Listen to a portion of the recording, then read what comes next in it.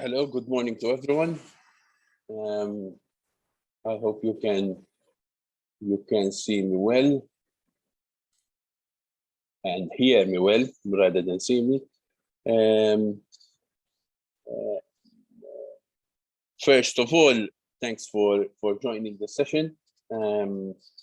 I think especially those of you who work in HR will find this session to be quite useful and innovative in the mindset it is trying to set forth.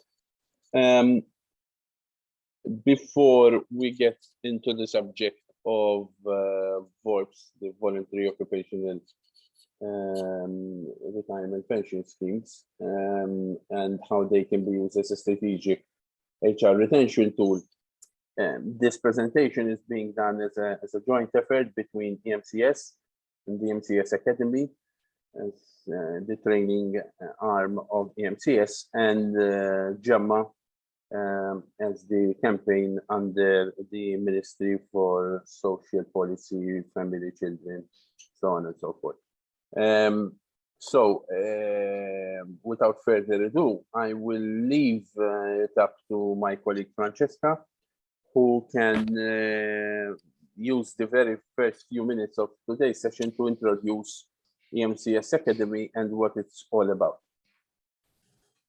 Thanks, Silvan. Good morning, everyone. Thank you once again for joining. Just to give you a bit of an idea, EMCS Academy was established in 2016, and it is part of EMCS Limited. We are basically an accredited training institution that offers both accredited and non-accredited training courses. Our whole aim and scope of why EMCS Academy was in fact created was to basically provide companies and organizations with solutions, like practical solutions for their teams to basically grow in their work life, in their life. So we have courses that cover all aspects. And we pride ourselves on providing relevant training to your specific organization. We can also, sometimes we also join different companies together if they're interested in that, because like that you meet different people from different companies and you find out what each other do. So it's a networking thing as well, it could be. But we can also provide specific training just for your organization or company. Our trainers are all experienced and experts in their field. So we always make sure that we provide you with the best. Thanks, Silvan. In the slide here, you can just see a couple of industries we've provided training to. So we have family businesses, the manufacturing industry, the financial management, and the list goes on. How we go about this. So we find it very important to meet up with the client and have a consultation meeting with them to see what the end goal of the training to be offered, what it's going to be. So we make sure we direct it to that. And we also can do an intensive training needs analysis to see specifically what your employees are after, what they are looking for. And we also provide the service of applying for different funding schemes so that you can benefit as an organization to get some refunds on the training offered. So like that, you can even go into more training and whatnot. I didn't list all the courses that we offer here, but just to give you an idea of some that we do, we have things like time management, motivation, managing conflict, building personal and team resilience, delegating effectively, and the list can go on and on. We have like finance for the non-financials, but yes, so we would be very happy and interested if you wish to like set up a meeting with us and for us to give you a bit of idea of other training courses that we offer. We'd see what you need and see how we can cater to those needs. So yes, that's basically it. What I'm going to do exactly, my email is down there, but I'm also going to pop it in the chat for you. So if you need and you wish, you can just send us an email and we'll meet up and discuss further. Thank you so much. And Silvan, I leave it in your good hands. Thanks. Thank you. Thank you. Have a nice day, Francesca.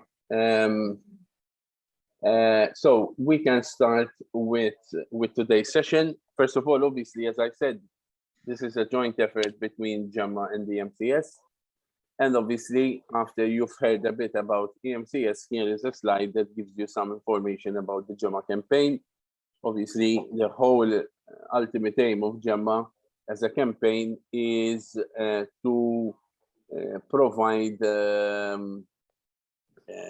financial knowledge and financial training, obviously, to help people become even more independent and better plan their financial future, which is obviously it's the efforts. And I invite you to have a look at Gemma's website. The efforts are done on various fronts, at various age categories, from children to elders, and obviously today's effort also falls within the remit. So let's hop into today's subject and dive in. We will be looking at 4 elements in today's session. Please, I mean, we're not a big number on this session today. I mean, there are what, 5, 6, 7 of you. Please feel free to ask questions, to stop me. I'm hearing some background noise. If you can all mute yourself, and then obviously when you need to ask a question or pass a comment, then unmute yourself, I would appreciate. But as I said, please feel free to either write a comment or ask a question in the chat, or unmute yourself and pass a comment or ask a question at any point in time. The more interactive the session is, I think the better it becomes. So what we'll be focusing upon is the cost, and we tried to come up with a framework with some sort of analysis and costing exercise at what is the cost of you losing an employee, obviously taking a number of assumptions.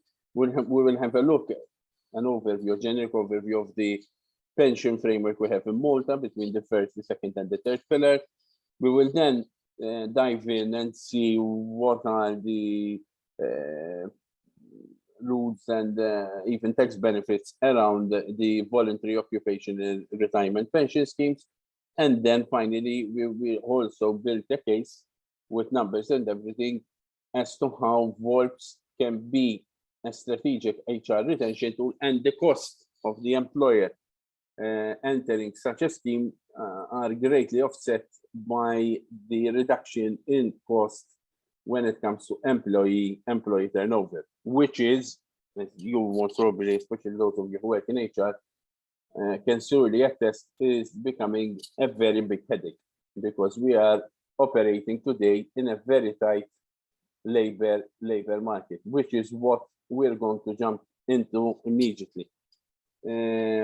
Obviously, we keep repeating, it's like a mantra today, that we are, you know, our employees are our greatest asset. And in reality, a considerable part of the knowledge and experience created is obviously held within our people, which obviously makes them extremely precious for the business. And here, I'm trying to show you by some figures how tight the labor market has become in the euro area. I mean, way back in 2014, as I'm trying to show you here, there were around 11 unemployed persons for every job application. At the end of 2021, we are now down to 3 applicants for 3 unemployed persons, I mean, for each job vacancy. And there are, which is here, there are a number of reasons for that. One of the obviously reasons is displacement of people, who obviously, as we will see also, what happened in the Maltese market, labor market, people shifting from one industry to the other. The displacement of people brought a number of foreigners which work in the euro area that either moved to other countries or went back home. Well, the disturbances brought about by the pandemic were not fully absorbed. And to that, obviously, the investments that are coming through, both from the EU and with all the money the EU is pumping in to revive the European economies following the pandemic, and also the assistance given by national governments. So obviously we are in a very tight labor market, which means that employees are finding it very easy to shift from one job to the other, which makes obviously employee turnover a headache. And as we will see later on, employee turnover is a very costly affair.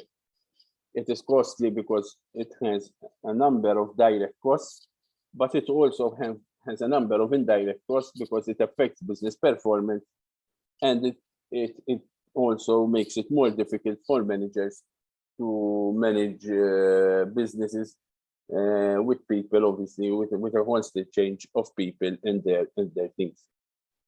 We tried to create a model to come to an understanding using also a number of pointers from international research articles, accredited international research articles, to come with a number of cost structures related to the cost of employee turnover. Obviously, we looked at the time you need to replace people, to pay any time paid off when people are leaving, that the compensation of the person you're going to employ instead of the person leaving, which most probably, and there are various studies indicate, would require a wage which is higher than the person that has just resigned. The cost of training people, new people coming in, and putting them under and putting them up to scratch until they reach the performance of the person that has left. These are all costs. Some of them are direct and some of them indirect. Obviously, the training that needs and the mentoring that needs to happen to help a new employee that has replaced an old one come up to scratch and reach the performance levels of the person that resigned. And obviously, there is also an effect on the business performance. There could be loss of clients because until the new person joined in and reached the performance level they had before, you could have had performance issues and you could have lost business. It could result in contagion, that once a person leaves, you know, it could result in other very important members of your team leaving. It results to disruptions to teamwork. You know, the risk that the person that comes in as a replacement was not the ideal person, so there was a mistake done there. Or so obviously, what I'm trying to say is that when we have high employee turnover, it comes with it becomes a costly affair.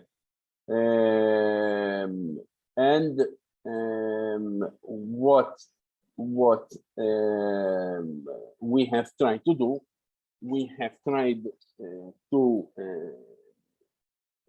create a model of how costly, to try to see the numbers employee turnover can become. And to build this model, we have taken some assumptions and some indicators from eminent leading international academic articles. The time to replace a person from a study done by Bershon and Deloitte, where on average in Europe it was established that on various grades, by and large, it takes around 52 days, basically slightly less than 2 months, to find to replace a person. And that the time to train a person, to train him in bringing him at least up to the level that they can start operating on their own. There is a training period of around 4 to 8 weeks. That then, from that point onwards, until they reach and hit the productivity of the person at the level that the person they are replacing, it can take up to 6 to 9 months. That on average, when you employ someone externally to replace a person that has left, the salary difference and the increase in salary the company would need to fork out would be anywhere between 18 to 20%.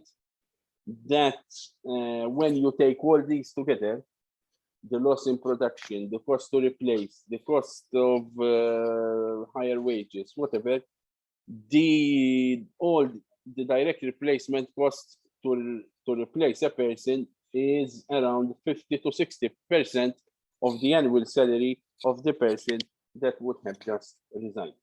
we actually did the maths, as I will show you through an Excel sheet, and we brought them around being 42%.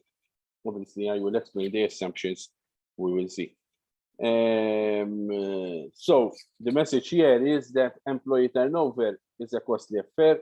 I think this is something which you can all agree to. And using whatever tool we have at our disposal, including this, which is a new thing on the block for us Maltese, at least because in foreign jurisdiction, it's been there for a very long time. But looking at this tool as a possibly HR retention tool is, I think, something we should start looking at because we cannot keep approaching the labor market in the same way we always did, considering the situation of the labor market as it is today. And here I am quoting some results from an MEA, a Malta Employers Association survey done in 2019, which basically shows that at the time, the market was already tightening itself on labor market just before the pandemic, let alone now. And there was, since there was a lower supply of workers, already a claim for higher remuneration, which obviously affects company costs and company competitiveness, which became clear, and many employers were mentioning this, that it was affecting their company competitiveness. And the main reason for this happening was labor market shortages, which is here. Obviously, in some markets more than others, but there were in some markets quite significant labor market shortages. If we look at other elements from that labor market study, we will see that there is an increasing average labor turnover per annum, with percentage figures quite high in certain areas, that the employee categories contributing to the highest turnover were across the board, but especially the skilled element, not the technical or the administrative managerial, which were still in double digit, but the skilled element was quite high. And also that the way companies were dealing with labor shortages was mainly linked to increasing wages, which is obviously in the long term can become unsustainable. Here I am showing you also some figures which are not normally focused upon, but I'm showing you how the composition of the population changed in Malta. These are Maltese figures issued by the NSO in 2019 and 2020. 2019, the last year before the pandemic, you will see that in Malta we had an immigration of foreign workers of circa around 25,000 people, split between 9,000 people coming from the EU and 6,000, almost 7,000 people coming from third country nationals. This was the first year for a number of years that the third country nationals were higher than the EU nationals. And you start realizing that obviously the labor market in Europe was becoming tighter, and so the more EU nationals were managing to find a job in their country, especially coming from countries like Italy, Spain, and less were coming to Malta. The pandemic hit in 2020, and you realize that in 2020 we had almost zero-sum effect, in the sense we had a zero net of effect, in the sense that 5,000 citizens, EU citizens, came to Malta, but around 4,000 left, which was double the amount we had in the previous year, 2019. And you see, we had the same situation when it comes to third country citizens. Around 7,000 came and 7,000 left. Obviously, you see in the third country nations a huge reduction in the immigration coming in, and increase almost double as well of third country nations leaving the island. That meant that when the economy then expanded in 2021, we had a full year whereby we stopped getting in an inflow of workers, And we don't have the 2021 figures with us yet because they will be published. These figures are published in July on the World Population Day, but obviously they will be very interesting to have a look at. But my suspicion is that most probably 2021 was a repeat of 2020, which obviously means, which would explain why we have such a tight labor market and various sectors of the economy are desperate and scrambling around the world for people at this moment in time. Obviously, here on the right-hand side of the screen, I'm showing our present unemployment rate, which is at the lowest level in Malta's employment history. I mean, at least since, most probably since independence, at virtually zero unemployment. Here, obviously, I am depicting what I've said in the assumptions we've built for the model. And this is the model I would like to explain to you. Basically, we've worked the model. I will shift now to Excel from here, which has outlined that for an employee who earns a wage of 30,000 euros per annum, the cost of replacing their employee can run up to almost 13,000 euros, which works up, which is 12,691, which works up to being 42% of the wage that person earned, of 42% of the 30,000, which is close to the conclusion from the study I outlined before. For this study, which says that the direct replacement cost can reach as high as 50 to 60%. Now, let me shift to Excel so that I can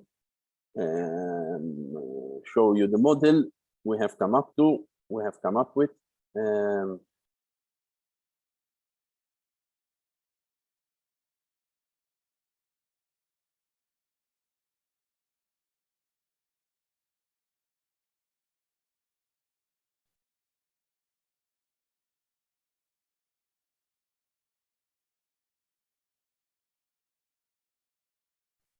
So here's the model. We obviously looked at, let me actually make it a bit bigger so that everyone can see it. A person that earns 30,000 euros per annum, we assume these number of days they are working, assuming that they take all the full sick and vacation leave, obviously excluding public holidays. The time to hire is 52 days. Assuming also that the company has an HR executive who is dealing on certain HR-related duties at 24,000 euros per annum, bringing her rate per hour to around 14 euros. So we have the offboarding element. So someone who is leaving the company, you're doing an exit interview and the admin paperwork to prepare the paperwork for someone leaving the company at 4 hours, so 55. Any unutilized vacation leave, which the company would need to pay for, and the expense of handing over whatever the person was doing, because it is not always possible that the person can hand over to the person replacing him. And so there is a handover that needs to be done. Here we assumed it was done to 2 employees having similar wages to his, 30,000, who are handing over from him, so that then when the new employees joins, they can give a handover to this person joining, meaning that the outboarding cost would be of around 2,500, 2,600 euros. Then we had a look at the direct cost to hire the person.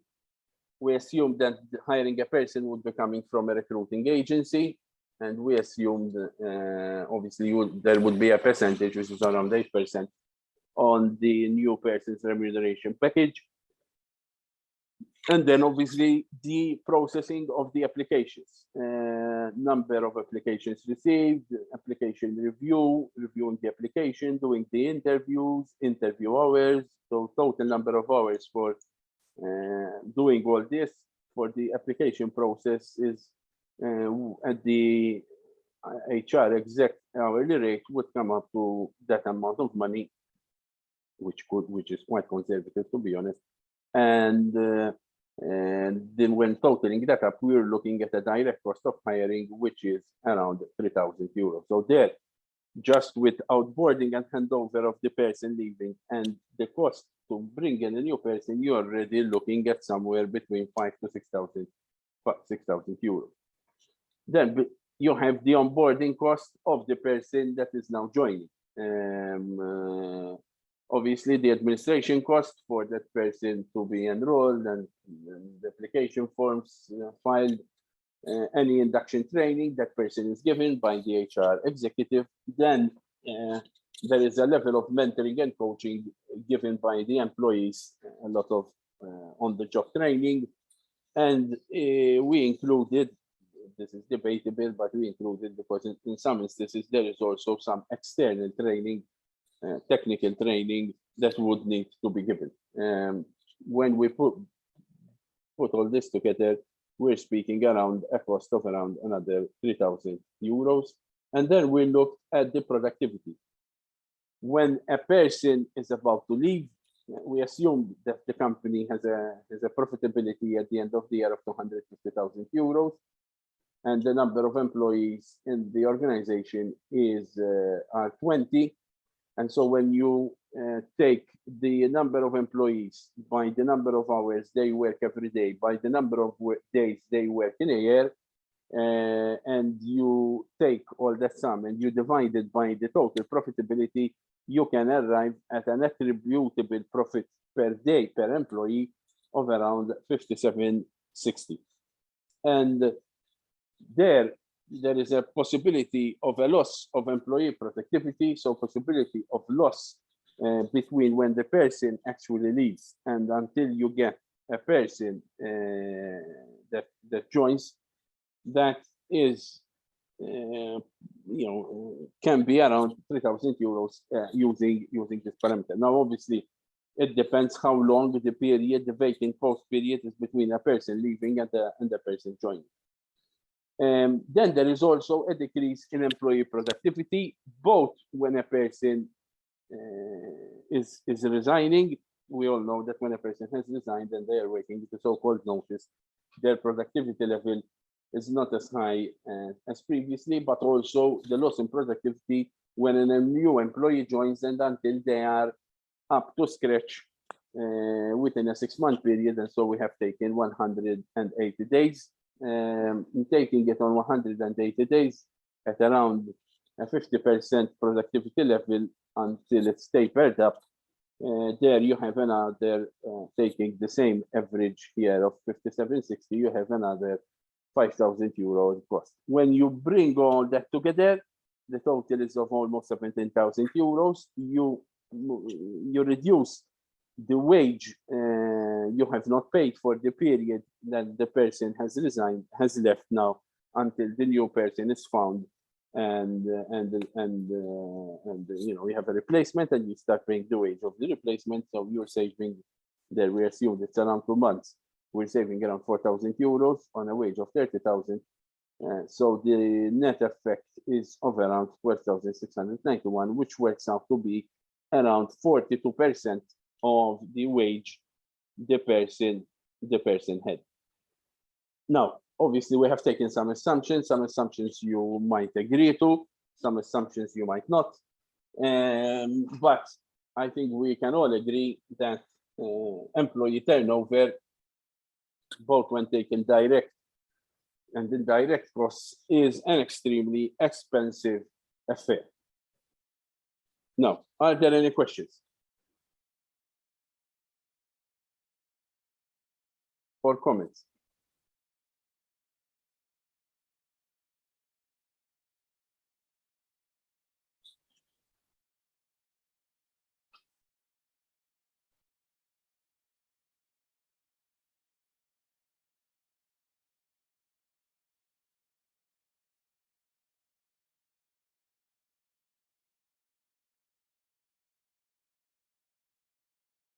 It doesn't seem to.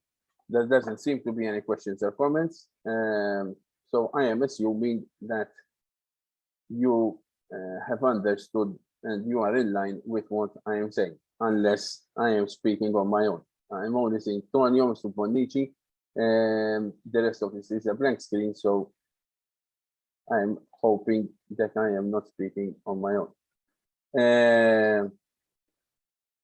Now,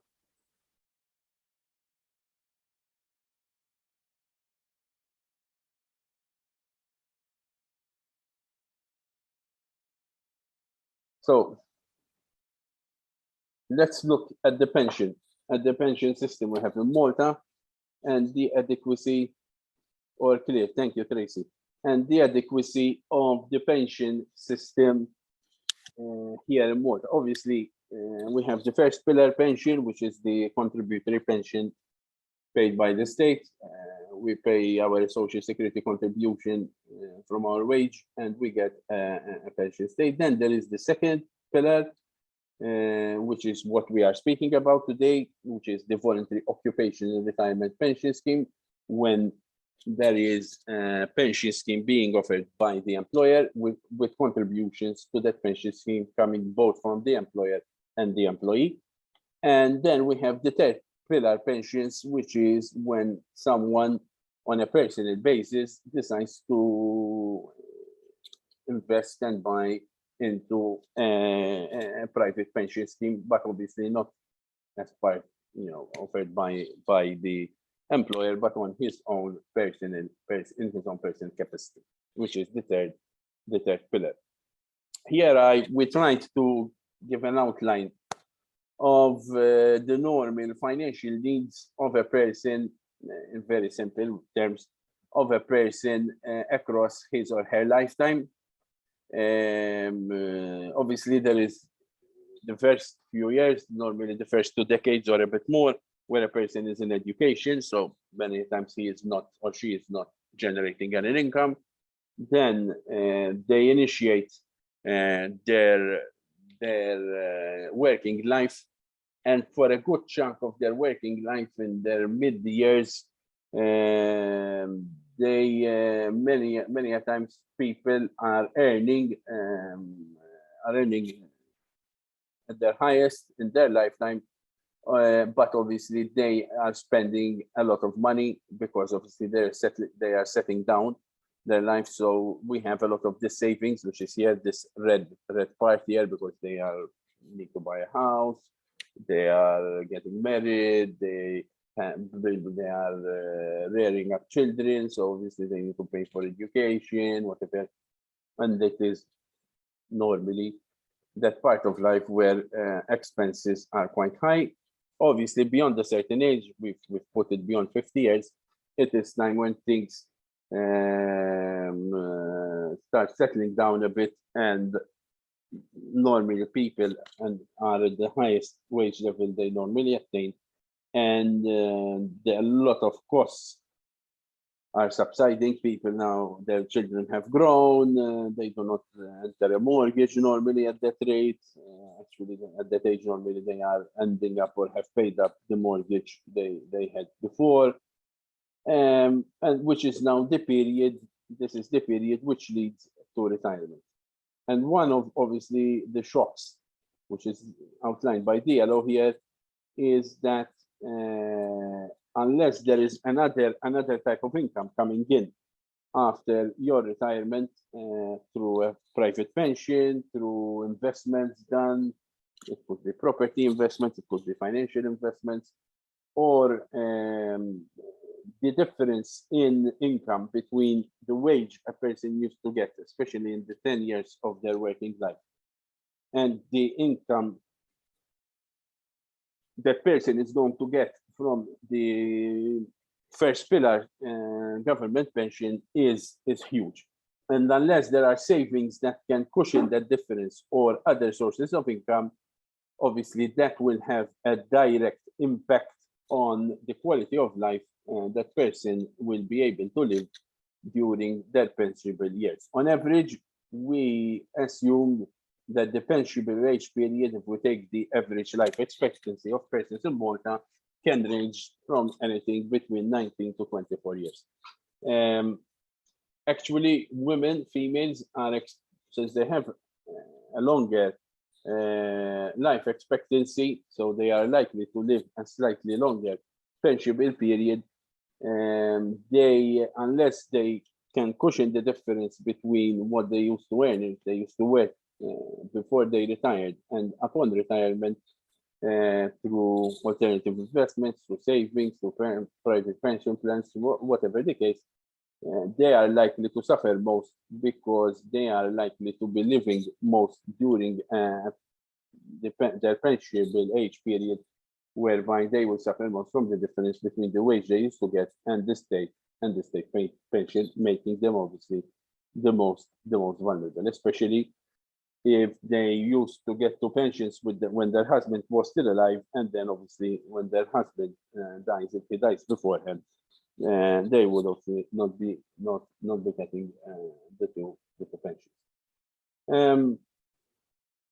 This is, I'm quoting from a study done by Gemma in 2018 on what people understand and plan with regards their retirement.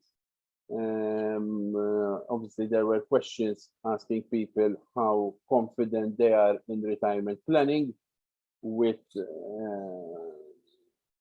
a substantial amount, I mean a third of respondents almost replying that they have no retirement plan, or they're not planning anything with regards financing for their retirement. That a third, almost at all age groups, will depend completely on the government pensions.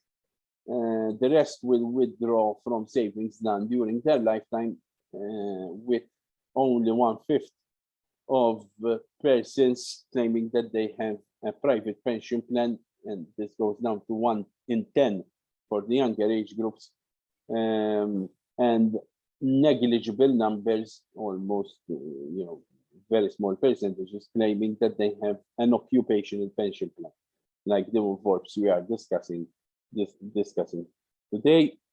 And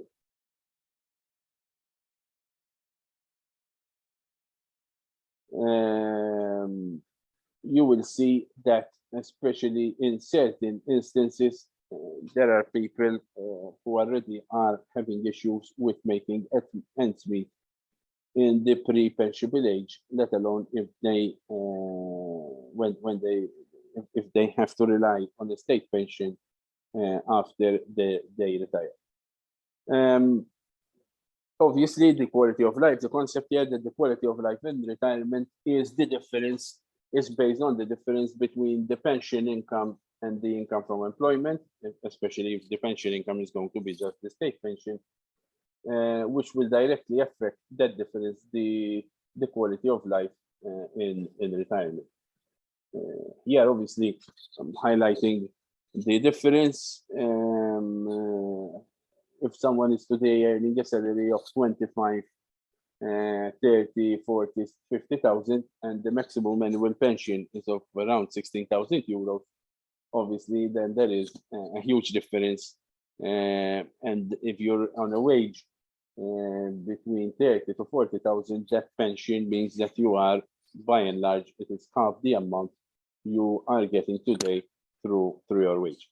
So obviously, there is quite an income if you're going to rely difference in income if you're going to rely only on the state pension, and if you do not have savings or other sources of income to rely on.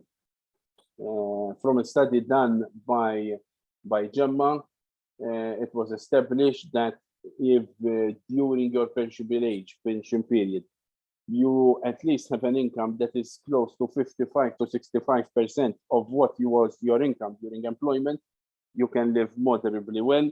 If you have a pension income which is somewhere between 65 to 80% of your pension income, you could live comfortably. And if you obviously have a pensionable income which is somewhere between 85 or 100% of your income during employment, you could live well off, or you could have a good quality of life during retirement.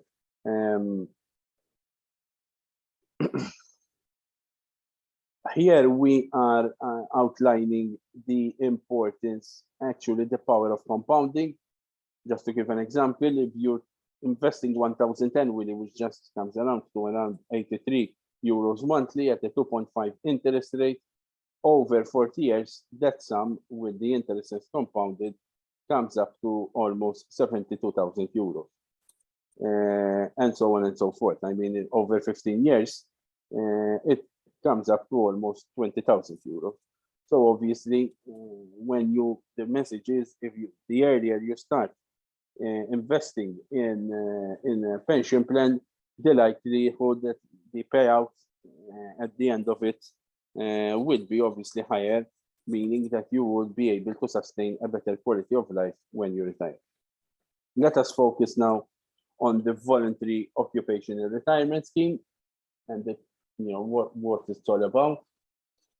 Obviously, as I said, it is a pension scheme introduced by an employer, either directly with the employees or through collective bargaining, especially if there is a union involved. It is based on a contribution which is paid both by the employer and the employee, and today we will focus on the numbers and the business case with regards to the contribution made by the employer. There are incentives, tax incentives for both the employee but also for the employer to introduce VORPS, which are quite strong, and we will go through them.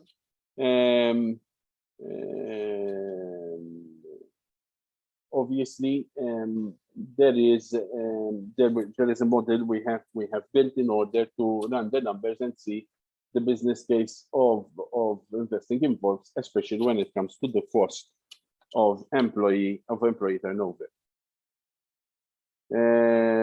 Obviously, there needs to be a scheme as part of the employer pension, and it is important that this scheme is established on a voluntary basis. The law does not make it mandatory in Malta to have a second pillar pension, and this pension can be either, as the scheme can be set up by the employer for their employees. There could be a number of employers that come together and create a pension for the employees of a number of employers coming together, and there could be an association representing employers who create this pension scheme for all the employees of the association representing this employer. It could be a sectorial association, for example. Obviously, as defined by the Act, which I will be referring to in the chapter and verse later on the presentation, a qualifying scheme is that scheme that will then be paying out between the ages of 61 and 70, and that has a detailed terms and conditions as to how these withdrawals can be done. What is the lump sum, if there is a lump sum being offered upon retirement, and the monthly withdrawals that can start being done. If there is a lump sum being offered, the law establishes that the maximum that can be issued upon retirement, it's optional. It can be that there is a pension scheme whose terms and conditions do not provide for a lump sum, and that is perfectly legal. But if they provide for a lump sum, that lump sum cannot exceed the 30% of the value of the pension plan you have upon retirement. The rationale behind this is obviously that the state does not want you to get the full value upon retirement and waste it up, ending up with a lot of money that has been spent and still having a social problem on their hands because obviously they would not be able to make ends meet. So that is why there is this limitation. In the UK, they had this limitation. They took it off, and recently I was reading a debate that some members of parliament are pushing to introduce it.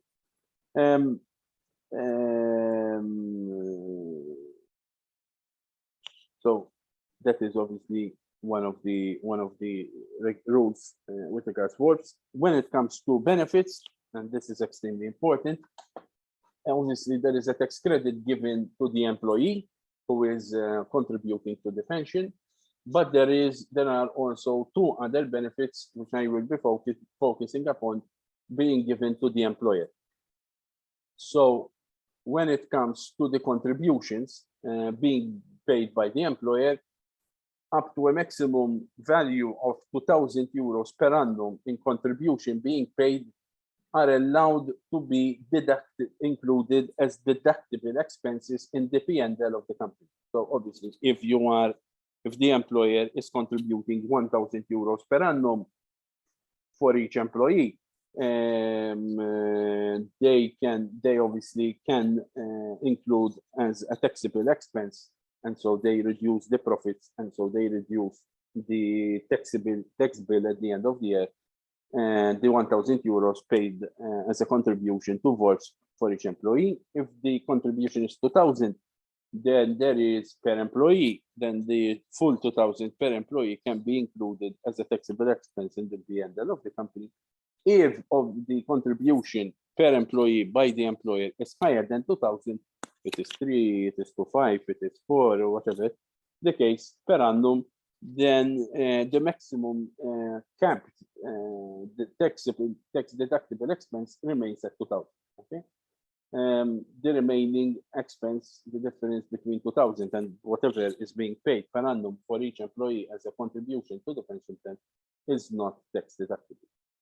Beyond the expense of tax deductible, once the tax amount is, obviously there is tax that will need to be paid on the profits, there is a tax credit of a maximum of 750 euros per contribution paid per employer as a direct tax credit. So that goes against the tax amount, the direct tax amount that will need to be paid every year by companies. It is capped at 750, meaning at 25% of a maximum of 3,000 euros contribution paid per employee every year. Obviously, if the company pays 2,000 euros per year, so it is 25% of 2,000, so it's 500 euros per employee per year. And if they pay 3,000 euros per employee per year, then it is 750. But if it is higher than 3,000 euros, the tax credit will be capped at 750 euros per employee to whom the company is paying the VORPS contribution. Now, these are highlighting from the voluntary occupation pension scheme rules, the legislation which provides both for the tax credit and the provision that taxable contribution paid up to 2,000 euros per employer can be tax deductible. I've highlighted them. These are coming directly from the legislation that regulates the voluntary occupation pension schemes, which obviously allows us to have a look at how VORPS can be a HR strategic tool, if we look at it with a different mindset, and how the numbers work out to be so. First of all, we've seen some research and we had a look at the UK. Obviously, UK has a greater tradition of history of private pension plan, whether they are employer schemes or private individual pension plans. But from studies there, as high as 82 of UK employees mentioned that pensions and the benefits and the terms and conditions offered by their employers or prospective employers were an important part of their benefits package. So it's not just the wage, but even the benefit package offered on pensions was an important part for employees when deciding whether to go and work for a company or another. Obviously, what we're trying to present here is to look at things and look at pensions in different ways. By investing in VORPS, we believe that employers can have a competitive edge. We believe that going forward, especially in this tight labor market, it is likely that more companies will start investing in this in order to retain and attract the best talent. And those that are the first movers can enjoy the competitive advantage. Those that are the laggards will need to do it without enjoying the competitive advantage, but just to defend themselves and keep persons working with them.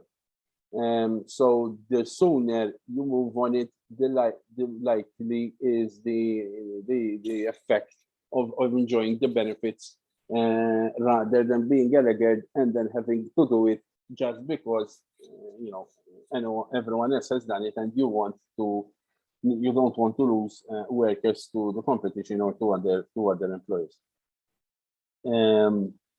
It obviously gives a lot of important messages. It shows that the organization itself obviously is there and is interested in the overall well-being of their employees, even beyond retirement. And it is also a way of incentivizing employees to get serious on how they manage and plan their finances, and that they should plan their financial future intelligently, and obviously allowing them to have a sense of control over their future by doing so.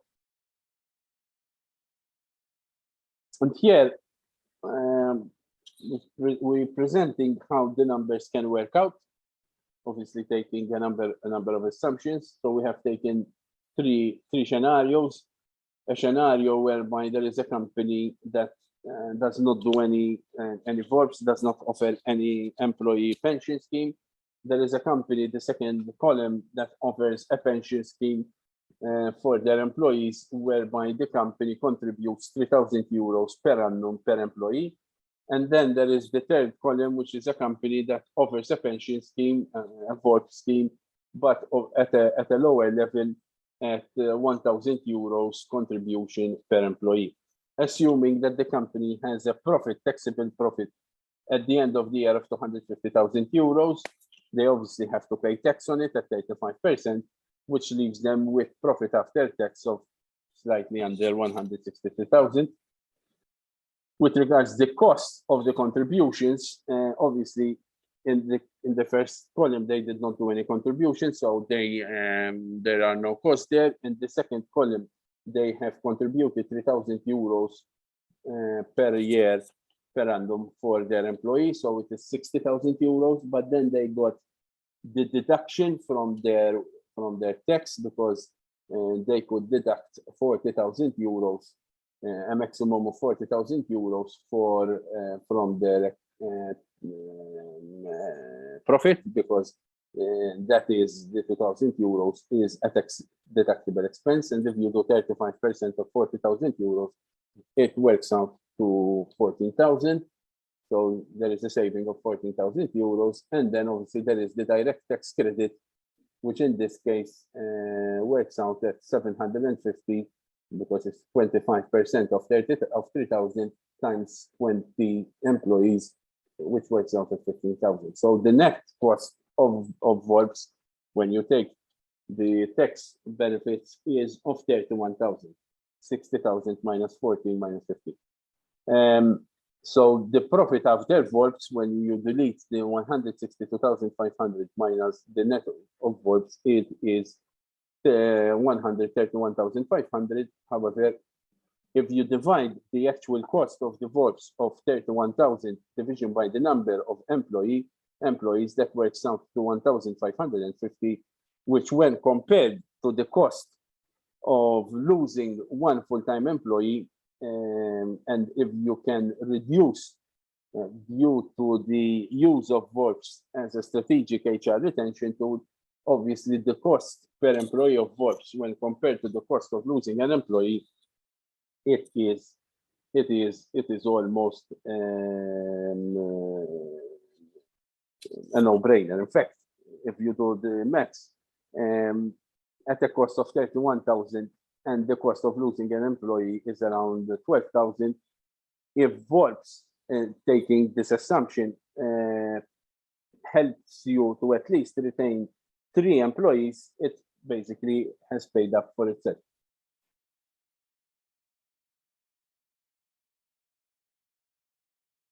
No, there isn't a minimum and maximum amount of contribution that can be established. That can be established by the employer, depending on a number of things, liquidity, profitability, average wages being paid, contributions. Obviously, here I'm to do the example extremely simple. I've assumed that the contribution is the same per employee. Obviously, it could be that the scheme is worked in a way that the contributions are different depending on different levels of employees and the different wage levels. But there isn't a minimum or maximum amount of contributions to be paid. But obviously, what is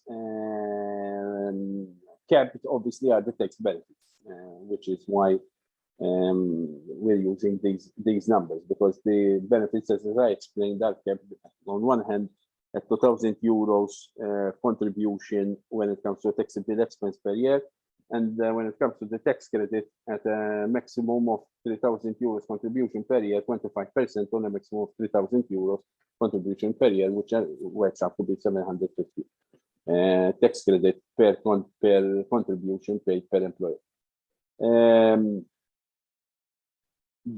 Well, there isn't. I cannot say there is an average contribution, because very much it depends on the employer and the market they are in. To be honest, in Malta, as you can see, there aren't much private voluntary pension schemes. In the UK, there are obviously, taking the UK as an example, there are obviously, these are quite popular. There are some benchmarks per industry, benchmarks that pay 5% of the wage, 10% of the wage, and whatever. But in Malta, we are not there yet, unfortunately.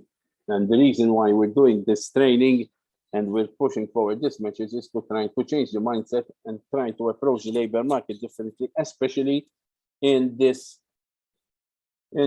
period, in a period of a very tight labor market, where employers need to do their best to retain their best talent and think a bit outside of the box, rather than obviously just increasing wages. Obviously, in the third column, using the same logic, there is the maths of working it out using a lower contribution, this time at 1,000.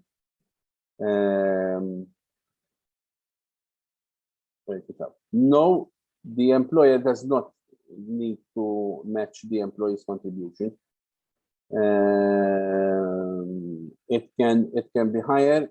Normally, it is higher. Obviously, it is slightly higher,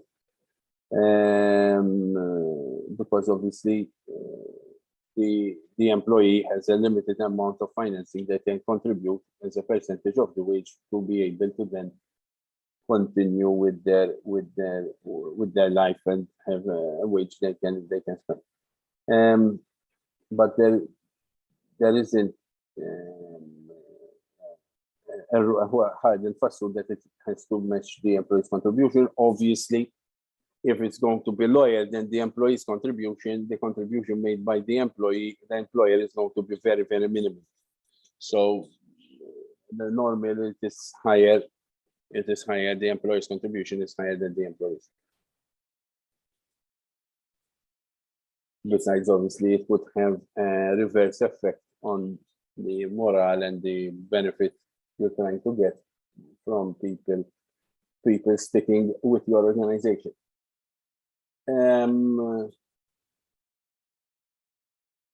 Obviously, to get a detail about the cost and the terms and conditions. Yesterday, for example, I was asked a question: what happens if we have an employee and he still is going to leave and we invested in the pension scheme. Can they take them with us? Obviously, there are various options. They can stop the scheme and get a payout based on the terms and conditions of what the payout comes up with. They can decide to transfer that pension with another employer. If they can do that, and the new employer can entertain that. They can decide that they want to transfer the scheme on their personal scheme and they will do the contributions themselves. There are various options, but obviously the message, I think the take-home message here is that I would rather, if I were an employer in the present circumstances, be a first mover here and have something that is not offered by others, and that will likely have my best employees, think twice before seeking alternative employment, rather than having to do it because, I cannot attract people to my place of work because, the best employers in Malta already have it, and we do not have it yet, and we cannot get anyone to work with us. Are there any other questions?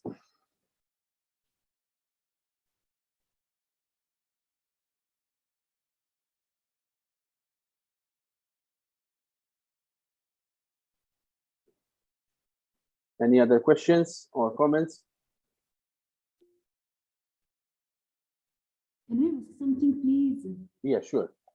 If you have an employee who has more than one employment, and the employee will be participating in a scheme from both employments, will the employee be benefiting from tax credit twice? Obviously, if the employee is working full-time somewhere and part-time Yes. in another place, first of all, it is highly unlikely I know.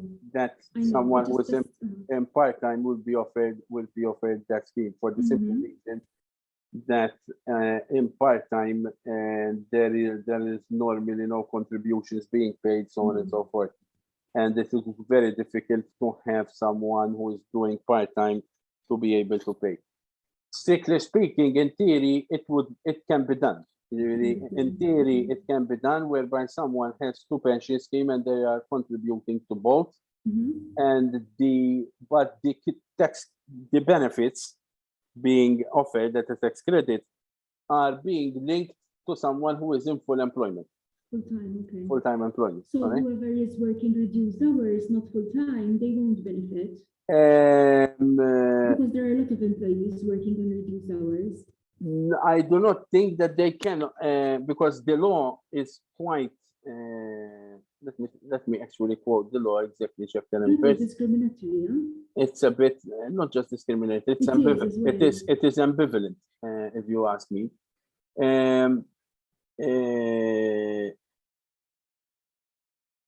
It is. Let me tell you. Refer to.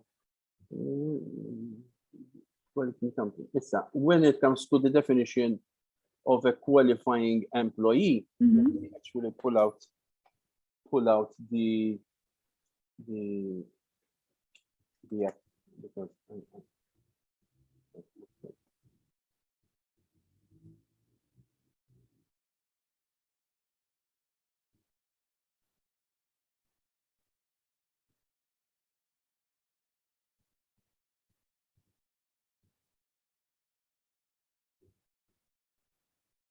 well,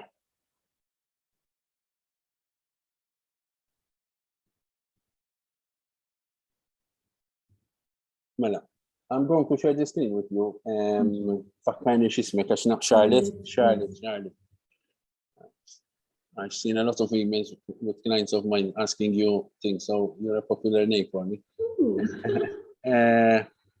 Mela, let me share. Why can't I see the screen?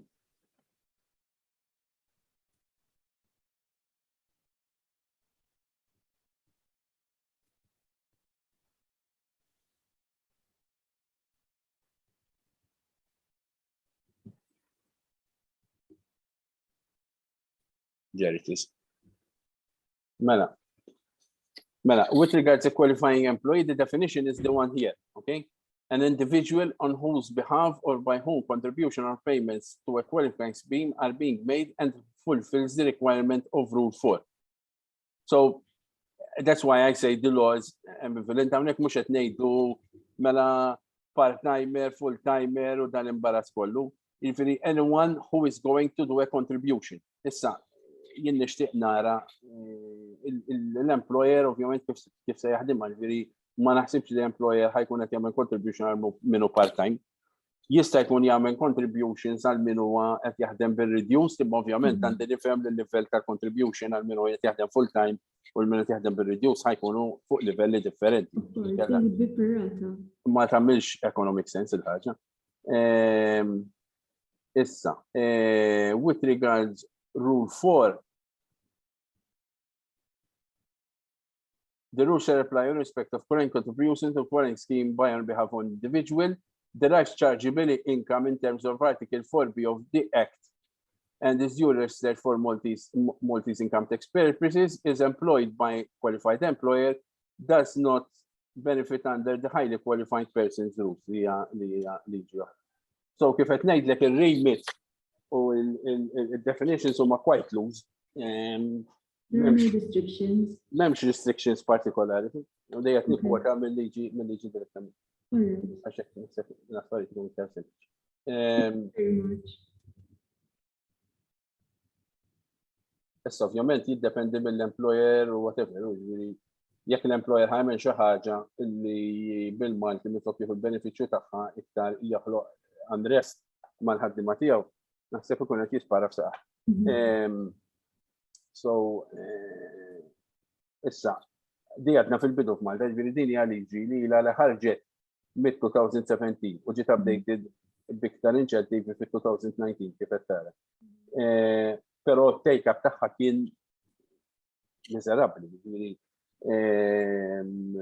il-raġuni li l-ġemma deċidiet u l-partnering fuqha din u aħna ħassejna kien hemm l-intenzjoni għax kien diġà jinħass l-labor market was becoming tight qabel il-pandemija. This was going to be launched propju daw sessions in March u kienu ħajsiru physical in March 2020 u ndakun will-barku launch.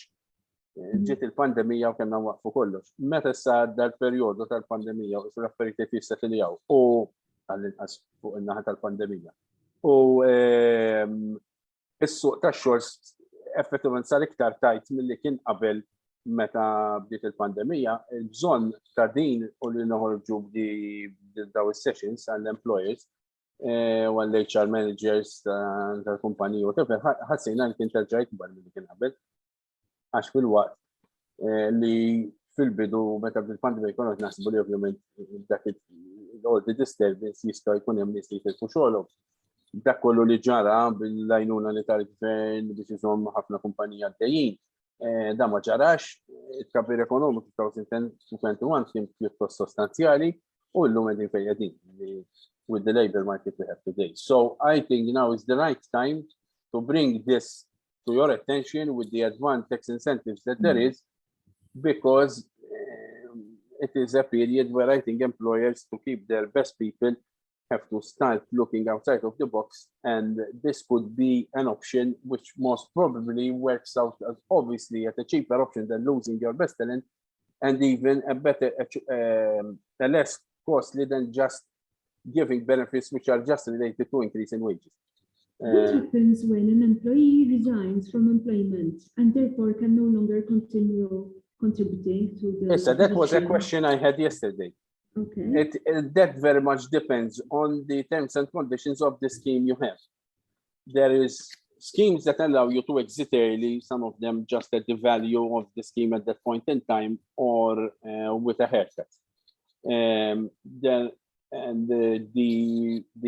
employer can decide, the employee leaving the company, especially if he is not interested in continuing the contributions for whatever reasons, can get that payout. Or an agreed amount of payouts over a number of months, depending on the terms of conditions of the scheme. There could be, especially if he is joining another company who has already their pension scheme, there that pension scheme, especially if it is allowed and especially is being offered by the same provider of the scheme, whatever, that is transferred. But obviously there are a number of boxes there that can need to be ticked in order to make that possible.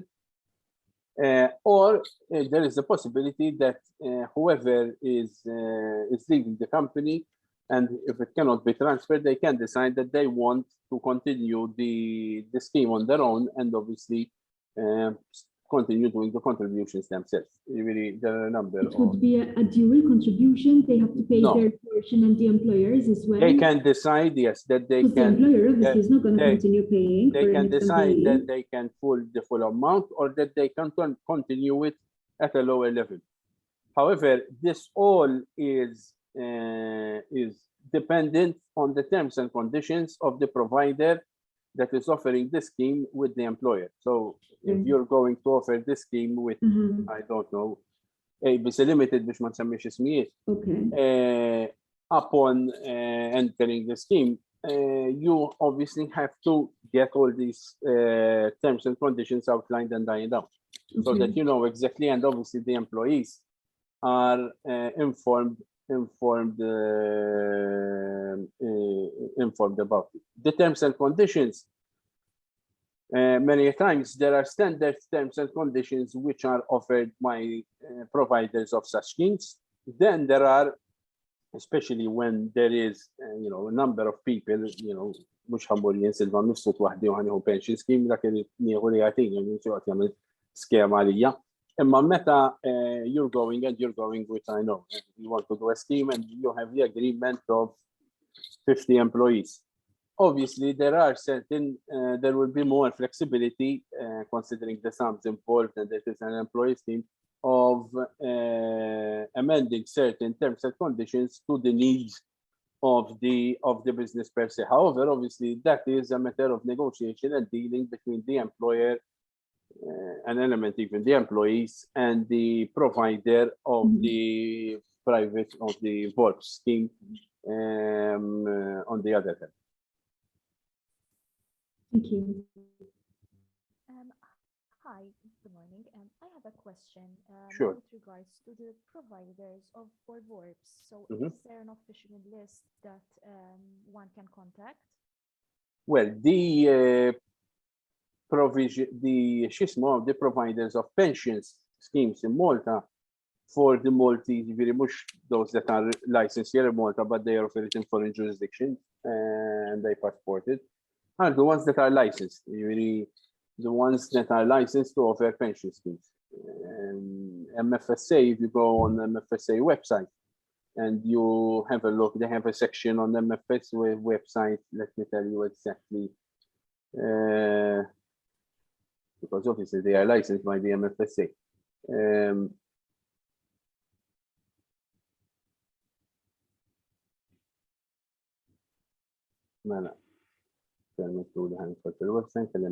If you go MFSA website and you go on their section on the website, which is Financial Service Register, which basically gives you a register which you have to filter through, and I will try to do it now with you, of all the companies that are licensed by MFSA for whatever. You have a section for pensions, and you have a section occupational retirement schemes.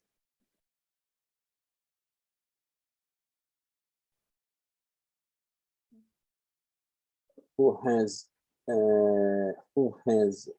registered an occupational retirement scheme. So for example, APS, when you go to the website, they have, let me share this screen with you, sorry, I forgot to share this screen, let me tell them what. No, it was on. It was on, sorry. Yes, yes. Sorry, you have APS that have already pensions scheme, but if you go at the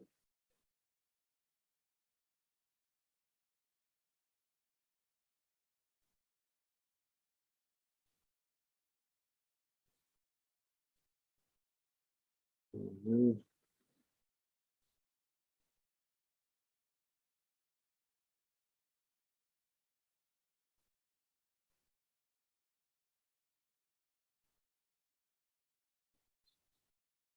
You're here when you go on the personal retirement scheme, because obviously whoever also offers personal retirement scheme can then create for you and register an occupational retirement scheme.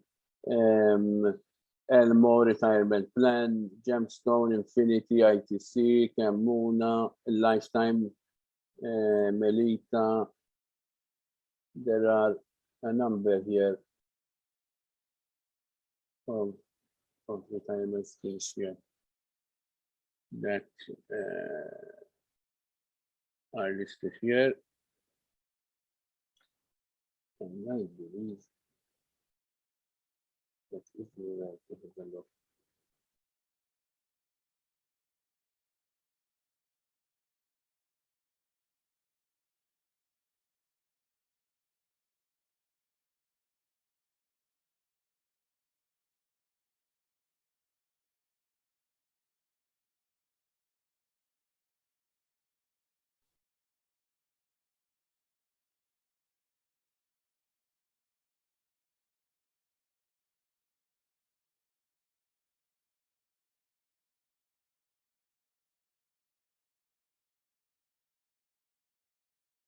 I'm trying to find the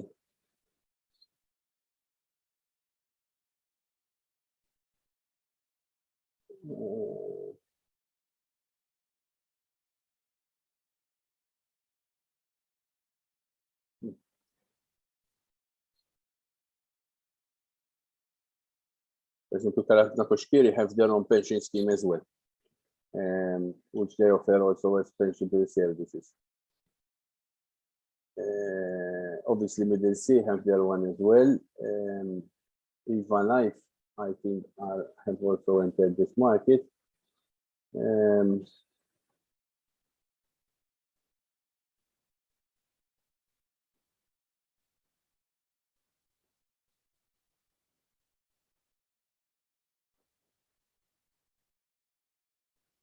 No, not this one.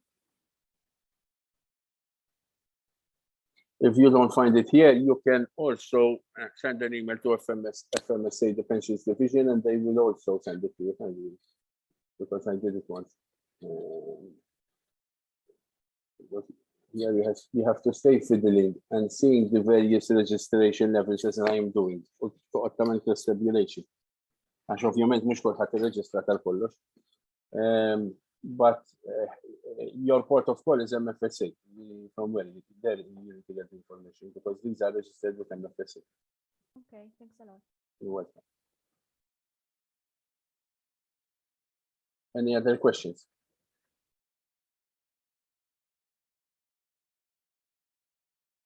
Or comments? All right. What I would like from you in the chat, I have included a link here. It's obviously a survey on the session in itself. I kindly ask you to click on this link and please fill in the very short, extremely short questionnaire about this session and its usefulness, so on and so forth, which will bring you to this. Here you click on next and you start filling in this questionnaire. If you can do it ASAP, I would be greatly appreciated. Okay.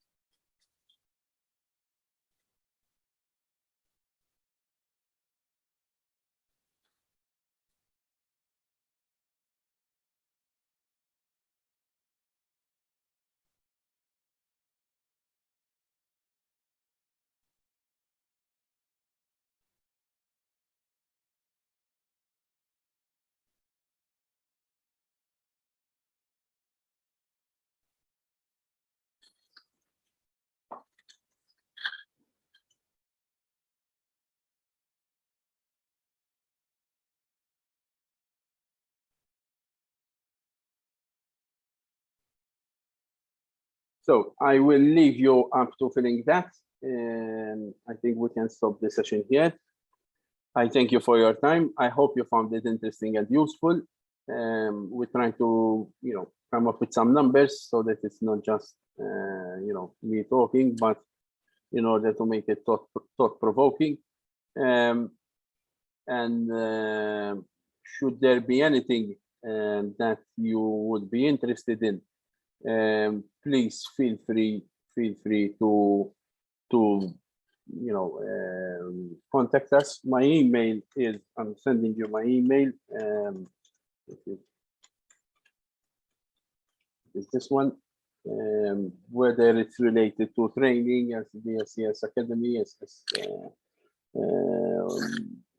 Francesca mentioned, or also the any questions with regards to VORPS. I will be sending via email the presentation and the Excel sheets today, later on today. Also, should you be interested, I also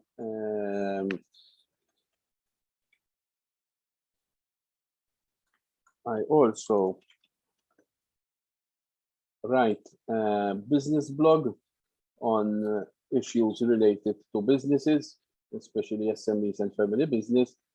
And should you, whereby I give a lot of information on various elements related to business, including HR related matters, because I am, in my capacity, I'm a family business consultant and advisor.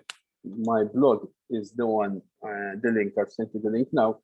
Should you want to follow the blog and receive the articles, you can subscribe to it on the blog itself. Okay, thanks for your time and wish you the best of days. Bye-bye. Bye, thank you. Thank you. Bye, thank you. Welcome.